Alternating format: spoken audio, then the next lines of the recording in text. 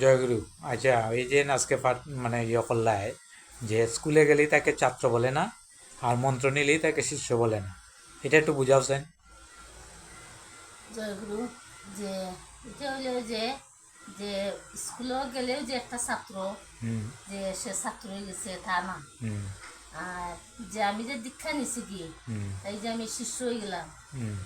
তাই না। যে আমি যে দীক্ষাটা নিলাম, হুম। যে দীক্ষাটা নেওয়ার পরে আমি গুরুর আদেশ আমার পালন করতে হইব, আচ্ছা। যে আমার নিয়ম কানুন সবগুলো আমার ঠিক মতো করতে হইব। হ্যাঁ। তাই না আমি বুঝলাম আমি শিষ্য। আচ্ছা। যদি আমরা পালন না করি ঠিক মতো, তাহলে তো আমরা এই দীক্ষা নেওয়ারও কোনো দরকার নাই। যে তাই এরকম ওই যে একটা ছাত্র যদি সে স্কুলে যায় হুম।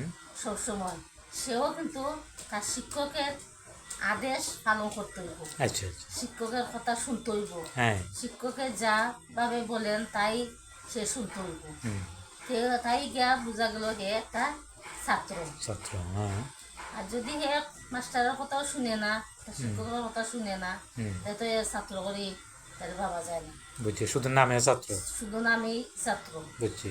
এইভাবে ঠিক এইরকম দীক্ষাটাও। সেই দীক্ষা যে আমরা নিছি, হুম। যে দীক্ষাটাই আমরা সেই রকম যে আমরা গুরুর আদেশ আমরা পালন করতে হইব। আচ্ছা। আমরা ওই ঠিক ঠিক মতো পালন না করি হ্যাঁ। তো আমরা শিষ্য থেকে আমরা মনে হয় না।